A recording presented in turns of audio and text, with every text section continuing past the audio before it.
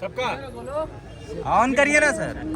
जयराम जी, पंचायत सचिव जो सिस्टम की लापरवाही से कहिए या फिर सिस्टम से तंग आकर के अपनी जान देने की कोशिश करता है, अभी वो जिंदगी मौत की लड़ाई लड़ रहा है रिम्स के ट्रॉमा सेंटर में।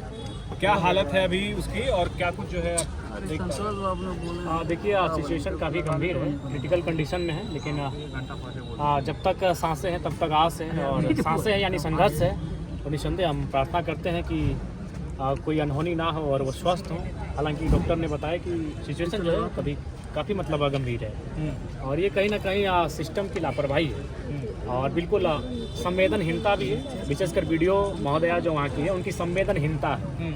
अगर उनके परिवार के लोग होते हैं तो क्या वो इसी प्रकार की संवेदनहीनता होती? नहीं होती, संवेदना होती, भावना होती। जबकि उनको मालूम था कि ये शख्स पत्र लिख चुके हैं, उनको मालूम था कि वे प्रखंड परिसर में आत्महत्या का प्रयास करेंगे, तो सबसे पहला काम जो प्रखंड विकास पदाधिकारी है उनको तो सबसे पहले स्थानीय थाना प्रभारी को सूचना देना चाहिए था, या फिर अपने 2 स्टाफ को वहाँ पर डिप्यूट करना चाहिए था कि यदि सुखलाल महतो आते हैं तो उनको आप अपने कस्टडी में ले लीजिएगा, ताकि वो कोई ऐसी घटना ना करे। क्योंकि निसंदेह आत्महत्या करना भी एक अपराध है, तो उनको उस अपराध से रोकने के लिए पुलिस थी।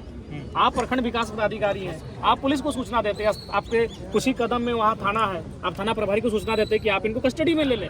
यानी आप बिल्कुल वहाँ उन्होंने गैर जिम्मेदाराना हरकत किया।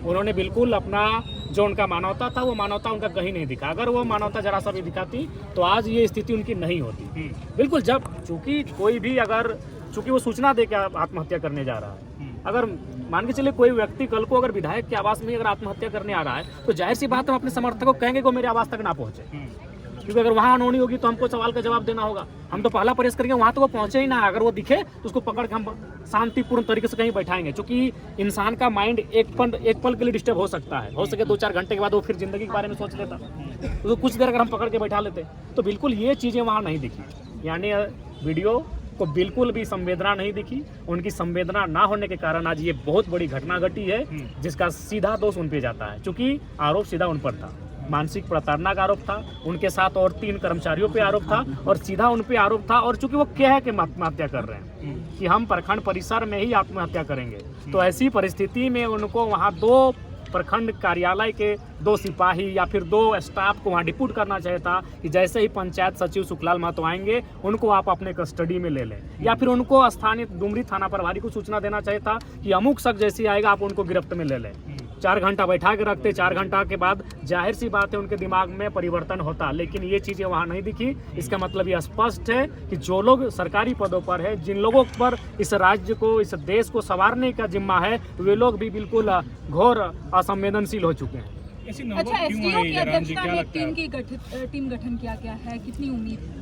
देखिए, निसंदेह आज जिस प्रकार से ये किसी एक ब्लॉक का नहीं है, झारखंड के लगभग हर एक ब्लॉक का विषय है कि आज ब्लॉक में जो है जिस प्रकार की व्यवस्था है। कुछ दिन पहले ही आपके गिरिडीह जिला में एक ब्लॉक में सीधे पथराव ही हुआ था, बीडीओ और सीओ की गाड़ी पे खूब जोरदार तोड़फोड़ हुआ था, जनता ने ये किया था। तो ये चीज़ें स्पष्ट कर रही हैं कि आज सरकार को, मैंने विधानसभा का जो बजट सत्र था उसमें भी मैंने कहा था कि जनता आपके बजट को नहीं समझ रही है कि आप कितना बजट दे रहे हैं, क्या नियम यहाँ बैठ के बना रहे हैं, कारा के लिए नियम बना रहे हैं या शिक्षा के लिए या स्वास्थ्य के लिए। जनता थाना को समझती है, जनता ब्लॉक को समझती है, जनता अंचल को समझती है। वहाँ अगर आप करप्शन को दूर कर लेते हैं, वहाँ अगर आप रिश्वत और घूसखोरी को दूर कर लेते हैं तो झारखंड को जनता स्वर्ग मानेगी। और मैंने चेताया भी था बजट सत्र के दौरान, लेकिन आज सरकार निरंकुश है, ब्लॉक पे वो निरंकुश है, आज थाना पे निरंकुश है, आज वो अंचल पे निरंकुश है। उसी का कारण है कि इस प्रकार की घटनाएं घट रही हैं।